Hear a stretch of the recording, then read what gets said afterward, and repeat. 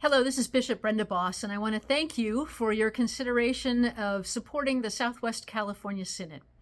A lot of people ask me, what does a synod actually do? And it's a fair question. Just like in our government, you might have an idea of what the mayor of your city does, which is sort of like a congregation and a pastor over a congregation, and you have an idea what the president and Congress do, which is at the national level. In this case, we might think about our denomination, the Evangelical Lutheran Church in America. The synod is sort of like the county. And it's always hard to explain what a county supervisor does or some other sort of county organization. We know we need it, but we're not quite sure what they do. And the synod is very similar in that way. The synod is not the office of the bishop. It's not me. It's not my staff. It's all of the congregations. And in this synod, there are about 106 of them. And the word synod actually is Greek for walking together. And the idea was that all of us are in our congregations serving God and God's people in our specific context. And the synod is responsible for some of the business work that we have to do. When you want to call a new pastor or deacon, the synod gets involved so that you can get an ELCA rostered leader to come to you. It's part of sort of funneling down the denominational identity and processes and governance to the congregational level. So often you don't know anything about what the office of the bishop does until you need a new pastor or deacon, and then you call us. Unfortunately, sometimes you also call us when you're in conflict or if you're having trouble with finances or those types of things. It's all fair. It's all part of what the office of the bishop does. But the synod, in the best version of it, is sort of a container for all of these congregations in Southern California. And as a bridge builder, my office and I work to let you know what a congregation maybe in Southgate is doing if you're a congregation in Atascadero. And so the two congregations might learn about commonalities that you have, even though you're hundreds of miles apart, in that you might both be caring for a specific type of person or community, and we try to build bridges. Now, this is hard and doesn't always work well. And for a lot of you, you only know about a synod at an assembly, when we come together once a year and you hear reports about what we're doing and we pass a budget and those types of things.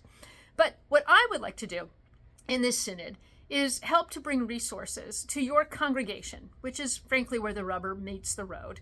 And so I, as the bishop, and my staff are working to help you be the best congregation you can be, no matter your size, in your particular area. And the synod, hopefully, is offering encouragement and resources and education. But more than that, we would hope to start to let you know about other congregations that are doing similar things so that you can learn from them or possibly even work with them. Now, at this point in time, we are inviting you to participate financially. Usually, the giving at a synodical level is what we call passive. You make a donation to your congregation, and your congregation makes a donation to the synod. Ideally, the congregation is giving 10% of their offerings to the synod, and the synod actually gives 45% of those offerings to the national denomination. So you can see how you give at the church level, and it goes up to the synodical level for all of the sort of governance and bridge building that we're doing, and then we give 45% of that up to the denomination for all of the sort of bigger things that they do, like some of our candidacy, helping with us, to get these new pastors and deacons, seminaries, world hunger, those types of things are all part of the bigger gifts that go off to the denomination. And generally, that's how we do it, with this passive giving where you give at the congregational level and never think again about what happens beyond that. However, I'd like to change the way we think about it and give you as an individual an opportunity to participate in the ministries of Southwest California Synod. I think it's very interesting to be a Lutheran in Southern California because we are a place with so much diversity and so much more progressive thinking. Even if you are a conservative, you know that Southern California is much more open to talk about race and gender and language and poverty and education and all of the factors that contribute to a person's well-being.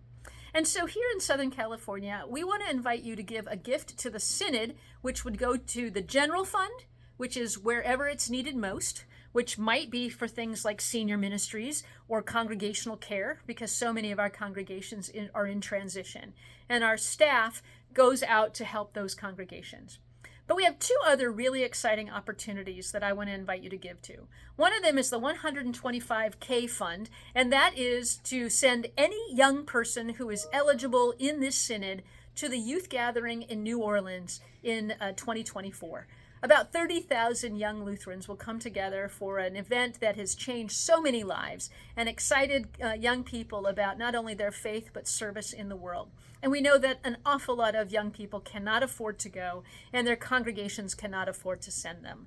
So we're inviting people from throughout the synod to give to this $125,000 goal to be able to send every single young person in our synod to the youth gathering. So if you're interested in giving to that, when you click through, click the roll down button and pick the youth gathering. Another really exciting gift that we have is the Accessibility Fund.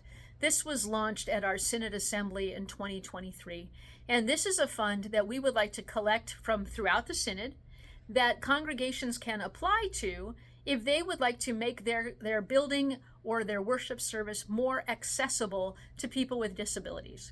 And that might mean getting hearing assistance program equipment. It might mean building ramps. It might mean funding a new accessible bathroom. And these things cost money, but we as a synod want to make our worship spaces as welcoming and as accessible as possible. So if you are interested in doing that, when you click through to the giving button, you can pick on the pull down menu Accessibility Fund, and that's another place where we would really welcome your gifts. Thank you again for being the ELCA in Southern California. And if God is tugging on your heart to make a special gift this season, we want to thank you in advance and appreciate all that you're doing to be the Lutherans in Southern California.